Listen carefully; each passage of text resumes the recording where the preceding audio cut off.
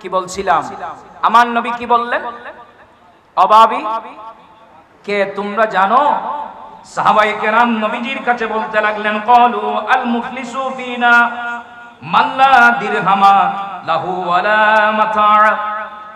সাহাবায়ে কেরাম নবীজিকে বলতে লাগলেন, ইয়া রাসূলুল্লাহ, ইয়া হাবিবাল্লাহ, আমরা বুঝি তো অভাবী যার কাছে সম্পদ আসেইবে না, হন না। সাহাবায়ে কেরাম বলেন, ইয়া রাসূলুল্লাহ, আমরা তো বুঝি অভাবী ওই বান্দা যার কাছে সম্পদ নাই, জায়গা জমি নাই, ঘর বাড়ি তেমন কিছু সম্পদ নাই, তাকে তো আমরা অভাবী মনে করি। তাকে আমরা কি মনে করি? কষ্ট হচ্ছে আপনাদের?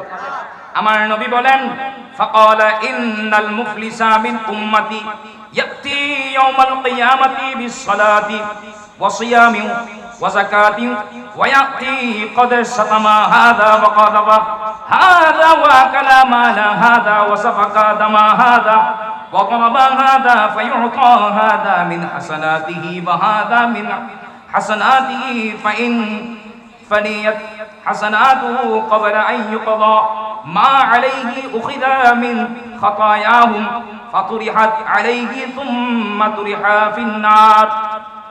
আমার নবী বলেন, নবীজি নূরানি জবানে ঘোষণা দিলেন, যারা আমার উম্মতের মধ্যে, আমার নবী বলেন, ইন্নাল মুফলিসা, অভাবী হচ্ছেন ওই, মিন উম্মতি, আমার উম্মতে, ইয়াতি ইয়াউমাল কিয়ামাতি, কিয়ামতের ময়দানে উঠবেন, বিসসালাতি, নামাজ নিয়ে, ওয়াস-সাওমি, রোজা নিয়ে, ওয়াজ-যাকাতি, যাকাতের আমল নিয়ে।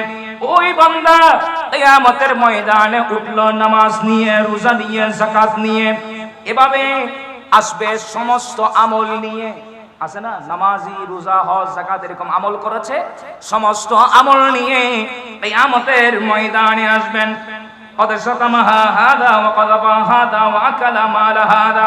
আমার নবী বলেন, কিয়ামতের ময়দানে সমস্ত আমল নিয়ে উঠবেন, অথচ সে এই অবস্থায় আসবে যে সে কাউকে গালি দিয়েছে, অথচ নামাজি, রোজাদার, যাকাত দিয়েছে, কিন্তু দুনিয়ায় থাকা অবস্থায় কাউকে কি দিয়েছিল? বলেন না, কি দিয়েছিল? গালি দিয়েছিল। একটু কথা মনে রাখবেন, আমরা যারা মুসলমান, মুসলমানের উপর অপর মুসলমানের প্রতি 6টি হক আছে। আমার নবী বলেন, এক মুসলমান অপর মুসলমানের জন্য একটি মুসলমানের উপর 6টি হক রয়েছে। কয়টি হক রয়েছে?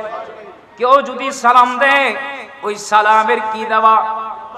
বলেন না, এটা হচ্ছে হক। এক মুসলমান আমাকে সালাম দিল, আমাকে সালামের জবাব দেওয়া, এটা আমার উপর ওয়াজিব। বলেন না, আমার উপর। সালাম দেওয়া নবীর, বলেন না, সালাম দেওয়া নবীর সুন্নত, আর উত্তর দেওয়া ওয়াজিব। বলেন না, উত্তর দেওয়া ওয়াজিব। এখন আমরা অনেক মানুষ দেখা যায়, মানে আপনি সালাম দিয়েছেন, ইবে খ্যাঙ্গর দে সে নমাজ দে বোধ কি আবার মুড উত্তা হ্যাঁ সালামি বে উত্তর দিন না পারে, আছে না? খবরদার, উনি সুন্নত আদায় করেছে, আপনার উপর এখন ওয়াজিব হয়ে গেছে তার সালামের কি দেওয়া? বলেন না, সালামের কি দেওয়া? উত্তর দেওয়া। এখন আমাদের অনেক ভাইয়েরা কি তাহাদে মুড তাহাদে না, বোধ কে অহংকার। হায়রে, আমাদের বন্দাদের মধ্যে অনেক ভাইয়েরা এত অহংকার, কেউ টাকা সম্পদের, ধন সম্পদের অহংকার, বলেন না, অনেকে জ্ঞানের অহংকার, অনেকের চেহারার সৌন্দর্যের অহংকার, অনেকের বংশগত ভাবে অহংকার। এক একজনের অহংকার এক এক রকমের, আছে কি না? অথচ যে অহংকার করছে, হয়তো একটা থাকলে আরেকটা নাই, বলেন না, হয়তো ওই বান্দার বংশগত ভালো, সম্পদের অভাব আছে না, বংশগত ভালো সম্পদের, অথচ টাকা সম্পদ অডেল, চেহারার সৌন্দর্য, বলেন না, এলম নাই। অনেক বান্দার এলম আছে, সম্পদ, মানে মানুষের যে কোনো একটা না একটা এক্সারসাইজ কি আছে, দুর্বলতা আছে। কিন্তু আমার নবীর কাছে আল্লাহ কোনো রাখে নাই। আল্লাহ আমার নবীকে শ্রেষ্ঠ বংশ দিয়েই দুনিয়ার বুকে প্রেরণ করেছেন। চেহারা দিয়ে নূর প্রকাশিত হতো। আমার নবীর ইলম তো ভরপুর ছিল। আর রহমান আল্লামাল কোরআন, আমার নবীকে ইলম শিক্ষা দিয়েছেন আমার আল্লাহ। বংশগত দিক দিয়ে আমার নবী শ্রেষ্ঠ বংশের, চেহারার দিয়ে শ্রেষ্ঠ সুন্দর, চেহারা দিয়ে নূর প্রকাশিত হতেন। এমনকি আমার নবীর গাম মুবারক থেকে সুগন্ধ বের হতো। নবীজি আমার নবীর ইলমের কোনো সীমানা ছিল না। আমার নবীর ইলমের কোনো সীমানা ছিল না। মোট কথা আল্লাহ আমার নবীর জন্য কোনো কিছুর অভাব রাখে নাই। এমনকি বান্দারা আমার নবীকে চিনবে না বিদায় আমার আল্লাহ আমার নবীকে নিতে নিতে নিতে নিতে নিতে নিতে লামকানে নিয়ে গিয়েছেন। একটু বড় আওয়াজে বলেন না সুবহানাল্লাহ। আল্লাহু আকবার। ইয়া রাসূলুল্লাহ, ইয়া গাউস, জিন্দাবাদ। আর আলা হযরত বলেন ফাগিনা মক্কা কে মক্কি হুবে সরারিশ তগতানশি হুবে ফাগিনা মক্কা কে মক্কি হুবে सरारिश तगतानशी हुए वो नबी है जिसी के ये मकाम वो खुदा है जिसी का मकान वो कमाल उसी ने हुजूर है। बोलो ना सुभान अल्लाह। वही लामका के मकी हुए सरा अर्श तख्तानशी हुए। ওই লামকান যেটা আরশ আজিম, যেটা ওই আরশ আজিমে আমার নবী উঠার মাধ্যমে মকিন হয়েছেন।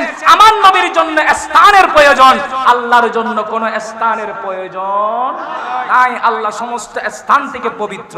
একটু বড় আওয়াজে বলেন সুবহানাল্লাহ। আরশ যেটা, ওই আরশের মধ্যে আল্লাহ আমার নবীকে উঠাইয়ে দিয়েছেন। আলা হযরত সেটাই বলছেন। একটু বড় আওয়াজে বলেন না সুবহানাল্লাহ। ওই লামকা के मक्की हुए सरारिश तगतानशी हुए वो नबी है जिसी के ये मकाम वो खुदा है जिसी का मकान वो कमाले उसी ने हुजूर है। सुना दुनिया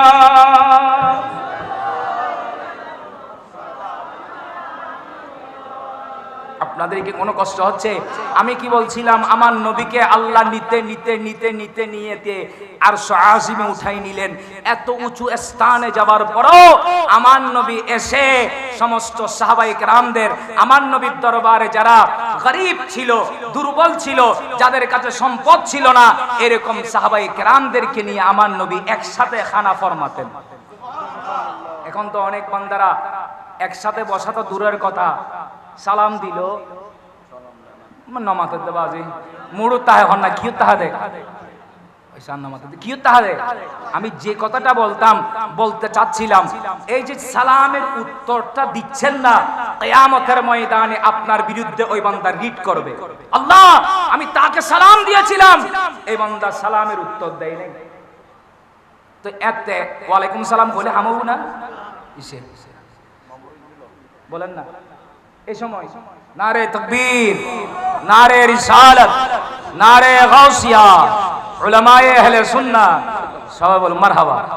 আমার ভাই তো শিবেন আছে, আমি শেষ করে দিব মাশাআল্লাহ। সবাই বলুন মারহাবা।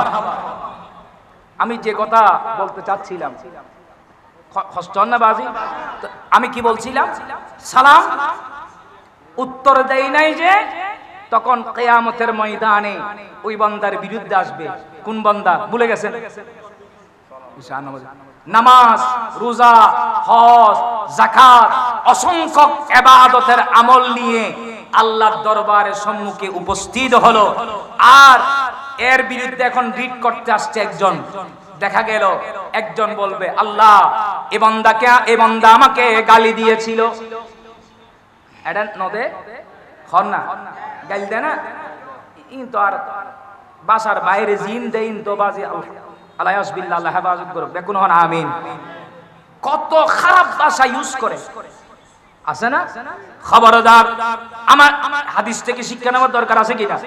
আমার নবী বলেন, ওই বান্দা উপস্থিত হওয়ার সাথে সাথে একজন বান্দা এসে আল্লাহর দরবারে রিট করবেন, আল্লাহ এ বান্দা আমাকে গালি দিয়েছিল। কি দিয়েছিল? এখন গালি দিয়েছেন বিদায় ওই বান্দার কাছে ক্ষমা চাইলে কি সহজে মাফ মাফ গরম যাব না? আরেকজন আসবে, আল্লাহ তাকে আমি সালাম দিয়েছিলাম, সালামের উত্তর এই কে সাথ দেয়, সালামের উত্তর দেয় নাই। আরেকজন আসবেন, আরেকজন বান্দা আসবে, আল্লাহ আমি তো ইয়তীম, আমার হক তো ঠিকভাবে আদায় করে নাই। আরেকজন বান্দা আসবেন, আল্লাহ আমি মিসকিন, আমার হক আদায় আছে না বান্দা? অনেক বান্দা যাকাত ঠিকভাবে আদায় করেনা বাজি। যাকাত এটা গরীবের হক, মিসকিনের হক, ঠিক কিনা? এমন গরীবের হক, মিসকিনের হক, ওনার ভাইয়ের কাছে যাকাত এসেছিল 1 কোটি, দিয়েছেন মোটামুটি 10 লাখ। এলেনও আছে না 10 লাখ টিয়ার লুঙ্গি টুঙ্গি কিনি, পাঞ্জাবি কিনি, এবার শাড়ি টাড়ি কিনি, এবার লাইন ধরাই দিয়ে মুকুর বাড়ির মধ্যে জাকাত দিব। এবার ব্যাগ কোন লাইন তো জিদের সুন্দর করে লাইনের খাতারি একবার গোয়ালখালি বসে গিয়ে ওটা মেন রোড আছে না খড়ে গোয়ালখালি মচ্ছি গুই ওটা মেন রোড তেরে বাজে খড়ে ফুলতল যাইরে মচ্ছি গুই এড়ে ইয়াইন লবেল্লায় কত মায়ের ফিট পত্রিকায় আসছে যে অনেকে মারাও গিয়েছে, এরকম সংবাদ শোনা গিয়েছে কিনা?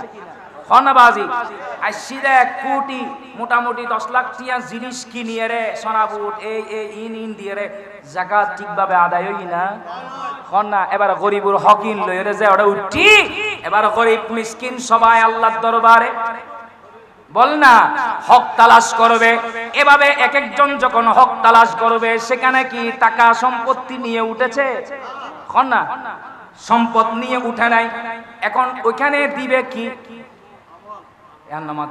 নামাজ, রোজা, হজ, যে আমলগুলা করেছিল ওই আমল থেকে দিতে দিতে দিতে দিতে দিতে দিতে এক একজন মানুষকে দিতে দিতে যেগুলা আমল করেছিল সেগুলা শেষ হয়ে গেল। আরো বান্দা আসবে এক একটা এক এক রিপোর্ট নিয়ে। এখন ওই বান্দার কাছে আর কোনো সওয়াব থাকবে না। আমার নবী বলেন সওয়াব যখন থাকবে না, ওই বান্দার গুনাহগুলা তার কাঁধে নিয়ে জাহান্নামে চলে যাবে। আওয়াজে বলুন না নাউজুবিল্লাহ। বান্দার হক নষ্ট করিয়ে রে কিয়ামতের ময়দানত খবর গেলি শান্তি আছে না? কিয়ামতের ময়দানে উঠলে কোন ধরনের শান্তি। সুতরাং আমাদেরকে বান্দার হক যথাযথভাবে আদায় করার দরকার আছে কিনা? আল্লাহ আমাদের সবাইকে আমল করার তৌফিক দান করুক। আমাদেরকে আল্লাহর হক এবং বান্দার হক ঠিকভাবে আদায় করে চলার সেই তৌফিক দান করুক। আল্লাহ আমাদের প্রত্যেককে আমল করার তৌফিক দান করুক। আল্লাহ আমাদের ভাইদের এই সুন্দর ব্যবস্থাকে আল্লাহ কবুল করুক। ভাইয়েরা রাতদিন পরিশ্রম করে কত সুন্দর নবীর মাহফিল সাজিয়েছেন। আল্লাহ যারা যেভাবে আর্থিকভাবে শারীরিকভাবে প্রবাসী ভাইয়েরাও সহযোগিতা করেছেন, আল্লাহ প্রত্যেকের সহযোগিতাকে আল্লাহ কবুল আর মঞ্জুর করে নিক। সবাই বলুন আমিন। উলামায়ে কেরাম মঞ্চে তাশরীফ ফরমা আমার ভাই ওমর ফারুক নাঈমি মুত্তাজিল্লুল আলী হুজুর তাশরীফ এনেছেন। আল্লাহ হুজুরের হায়াতের মধ্যে আল্লাহ বরকত দান করুক। আল্লাহ হুজুরের খেদমতগুলো আল্লাহ কবুল আর মঞ্জুর করে নিক। সবাই বলুন আমিন। আমার ভাইয়ের সাথে আমি হজে গিয়েছিলাম, উমরা, আমার আব্বা হুজুর সহ আমি সহ আমার ভাইয়ের সাথে হজে গিয়েছিলাম। অনেক খেদমত করেছেন। আল্লাহ আমার ভাইয়ের এই খেদমতগুলোকে আল্লাহ কবুল করুক।